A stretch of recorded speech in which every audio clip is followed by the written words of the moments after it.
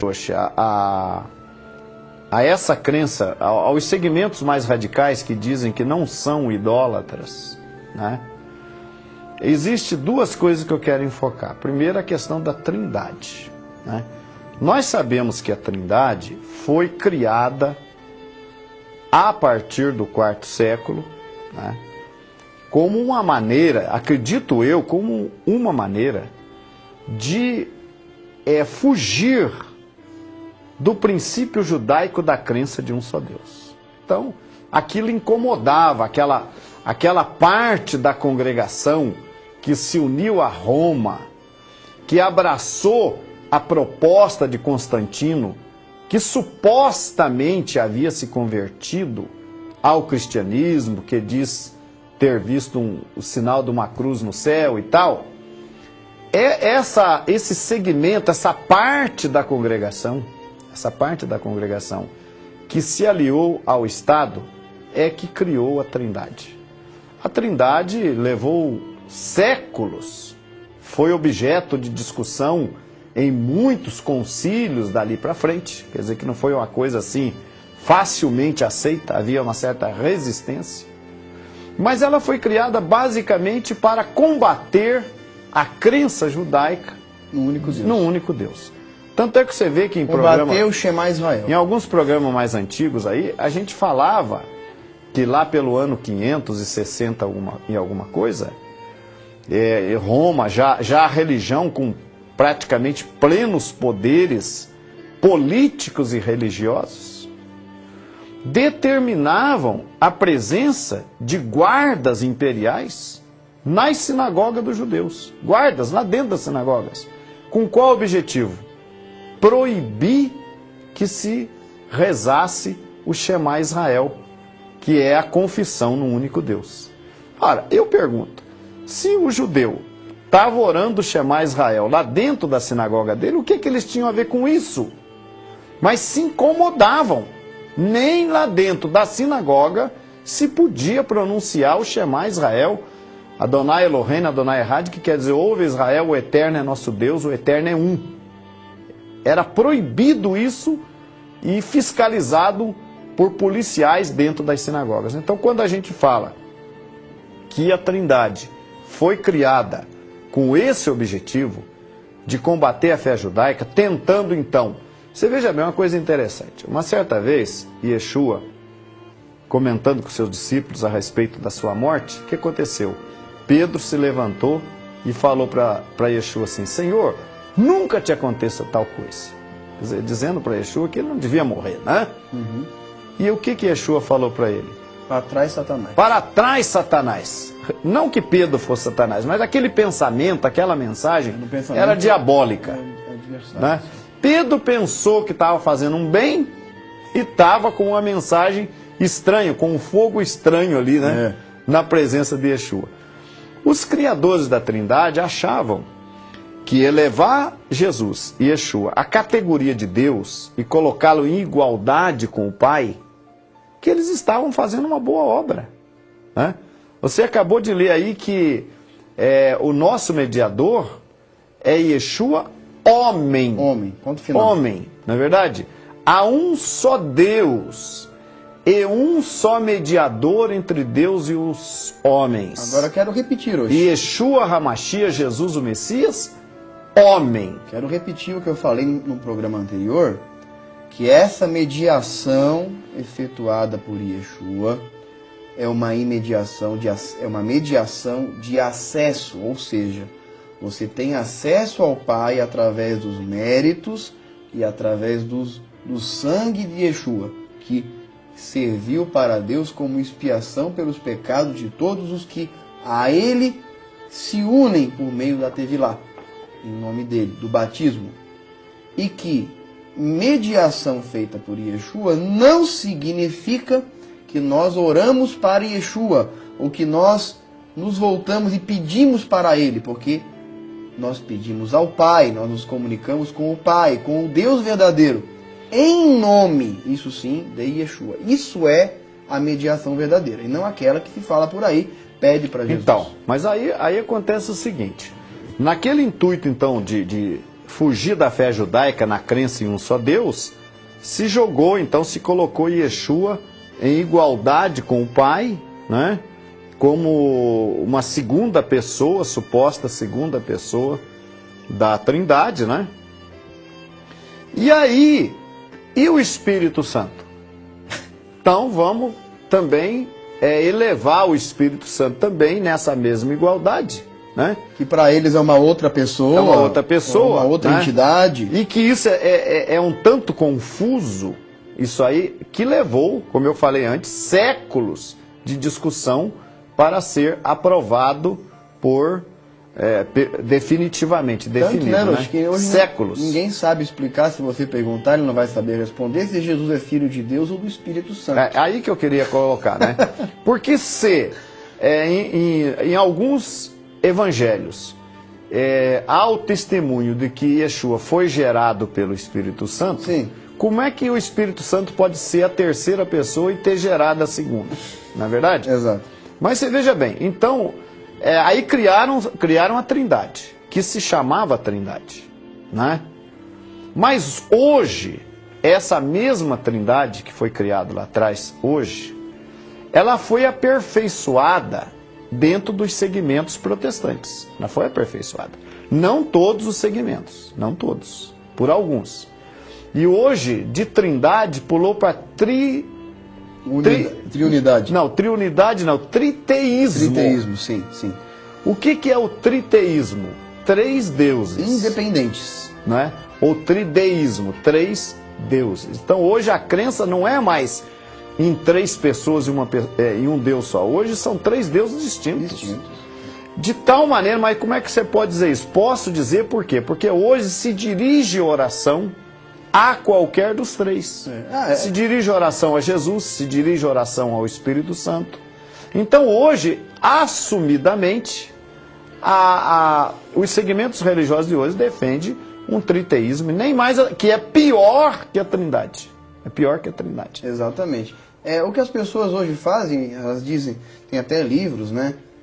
Que é um relato que pessoas conversaram com o Espírito Santo em pessoa, que veio na casa dele e tudo mais. Veja bem, gente. Olha, não se deixe levar por qualquer testemunho, por qualquer pessoa que diga qualquer tipo de coisa. A nossa base sempre deverá ser as Escrituras Sagradas. Sempre deverá ser a Torá e os profetas, que eram aquilo que os apóstolos criam de verdade e no que Yeshua cria. Tanto que, no livro de Marcos, capítulo 12, versos 28 e 29, diz o seguinte: chegando um dos escribas, tendo ouvido a discussão entre eles, vendo como Jesus lhes houvera respondido bem, perguntou-lhe: qual o principal de todos os mandamentos? Respondeu Yeshua, Jesus: o principal é: ouve, ó Israel, o Senhor nosso Deus é o único Senhor. Ou o Senhor nosso Deus, o Senhor é um. Esse é o principal mandamento. Continue conosco. Você leu Marcos, né? Marcos onde 12. Yeshua responde a pergunta ali de um escriba e fala, recita o Shema, né? O Shema Israel, Adonai Eloheinu, Adonai Echad. Ouve Israel, o Eterno é nosso Deus, o Eterno é um. E Yeshua recebe um elogio, inclusive do escriba. Quando a gente fala que Yeshua nunca pregou contra a fé judaica, isso aí é um belo exemplo, né? Ele sendo louvado. Há outras passagens que diz que as multidões o admiravam porque ele falava com autoridade. Ele falava dentro da Torá, né? Ele falava com autoridade. 32 vai falar isso, né? Muito bem, mestre. E com verdade disseste que ele é o único e não há outro senão ele. Exatamente. Aí então, Orochi, a gente está falando aí, né, que se criou então a Trindade, né, que não tem nada a ver e que fez parte, assim como o sábado foi abolido da fé daquele ramo da congregação que apostatou, o sábado foi abolido porque era judaizar a fé, né? Tudo que era do povo judeu, tudo que estava na fé judaica, o que acontece? Foi retirado daquela comunidade que se uniu com Roma, né? Houve uma preocupação em divorciar a fé em Jesus ou a fé cristã, chamada cristã, da fé judaica. E então, esse foi o grande erro da religião. Então, às vezes alguns falam, não, mas a nossa religião é a primeira. Não, você está certo, é a primeira. Só que ela apostatou no quarto século. Ali no quarto século, ela rompeu, ela fez um divórcio ali do seu Deus. Se divorciou do seu Deus. Ela não é mais esposa. Agora veja. Ela é divorciada, separada dele. Agora tem uma coisa que é preciso que se deixe claro. Porque hoje quando as pessoas falam de restaurar a raiz, muita gente hoje fala de restaurar a raiz. Tem aí algumas centenas de instituições que estão trabalhando nesse sentido de tentar restaurar as raízes judaicas da fé cristã. Veja bem, não há raízes judaicas na fé cristã de hoje em dia. Há sim raiz pagã. Se as pessoas forem restaurar alguma coisa, elas vão cair dentro do catolicismo. Eu estou dizendo isso por quê? Porque existe sim, Rosh Hashanah, um povo que não se dobrou, vou metaforizar aqui, aos profetas de Baal, não é? Um povo que, assim como Elias permaneceu fiel, um remanescente santo que paralelamente e historicamente permaneceu fiel e que hoje nós queremos fazer parte desse povo. Portanto, é errado dizer que a religião de hoje em dia tem condições de restaurar alguma coisa.